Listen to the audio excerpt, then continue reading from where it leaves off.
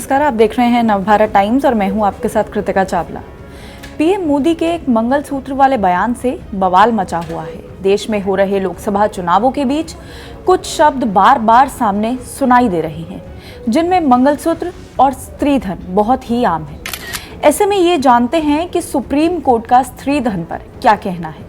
Supreme court ने स्त्रीधन को लेकर गुरुवार को एक अहम फैसले में कहा है कि महिला का स्त्रीधन उसकी पूर्ण संपत्ति है, जिसे अपनी मर्जी से खर्च करने का उसे पूरा अधिकार है। इस स्त्रीधन में पति कभी भी हिस्सेदार नहीं बन सकता, लेकिन संकट के समय पत्नी की रजामंदी से इसका इस्तेमाल जरूर कर सकता है।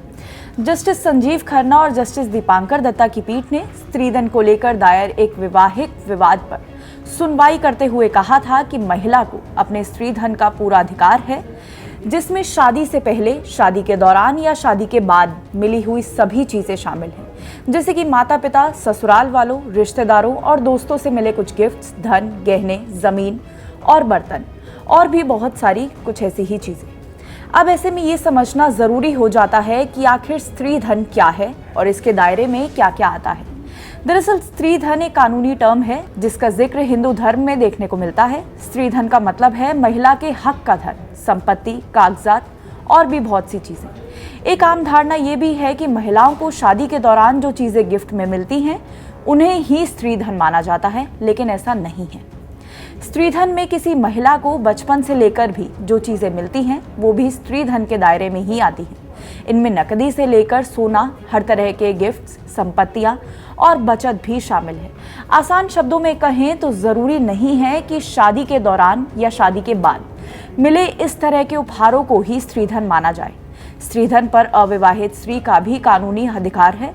इसमें वे सारी चीजें आती हैं जो किसी भी महिला को बचपन से लेकर मिलती रही हैं। इसमें छोटे मोटे गिफ्ट्स, सोना, कैश, स्विंग से लेकर तोहफे भी, मिली प्रॉपर्टी भी आती है। हिंदू महिला का स्त्रीधन का हक हिंदू उत्तराधिकार अधिनियम 1956 की धारा 14 और हिंदू विवाह अधिनियम 1955 की धारा 27 के तहत आता है।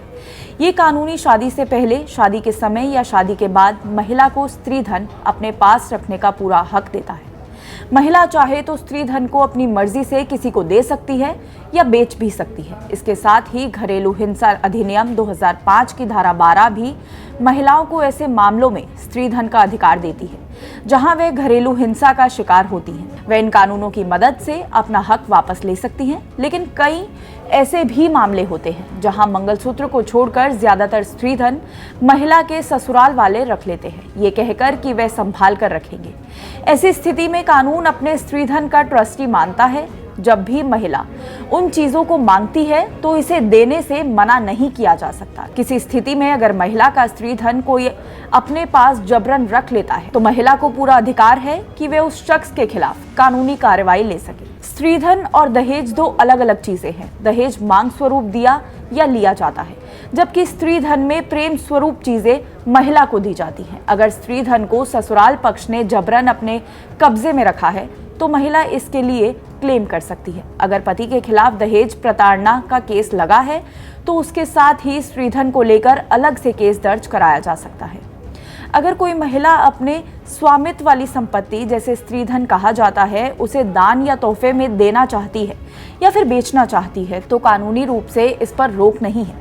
किसी तरह की जरूरत में महिला अपनी मर्जी से स्त्रीधन अपने पति को दे सकती है, लेकिन उसके बाद में ये चीजें महिला को लौटानी पड़ेंगी। लेकिन ये सब तभी होता है जब स्त्री के पास अपनी संपत्ति का कोई लेखा जोखा रहे। बता दें कि इस्लाम में स्त्रीधन का कोई कॉन्सेप्ट ही नहीं है। राजस्थान में चुनावी जनसभा के दौरान पूर्व प्रधानमंत्री मनमोहन सिंह के बयान का जिक्र करते हुए पीएम मोदी ने कहा था कि पहले जब इनकी सरकार थी तब उन्होंने कहा था कि देश की संपत्ति पर पहला हक मुसलमानों का है। इसका मतलब ये संपत्ति इकट्ठा करके किसको बांटेंगे? जिनके ज्यादा बच्चे हैं उनको बांटेंगे, घुसपैठियों को बांटेंगे। क्या आपकी मेहनत का पैसा घुसपैठियों को दिया जाएगा? आपको मंजूर है ये? उन्होंने आगे कहा था कि ये कांग्रेस का मैनिफेस्टो कह रहा है कि वो माँ बहनों का गोल्ड का हिसाब करेंगे, उसकी जानकारी लेंगे और फिर उसे बांट देंगे, और उसको बांटेंगे जिनको मनमोहन सिंह की सरकार ने कहा था संपत्ति पर पहला अधिकार मुसलमानों का है। भाइयों बहनों, ये अर्बन नक्सल की सोच। मेरी माँ बहनों, ये आपका मंगलसूत्र भी नहीं बेच देंगे, ये यहाँ तक जाएंगे। ऐसे ही देश विदेश की बड़ी खबरों के लिए देखते रहिए नवभारत टाइम्स।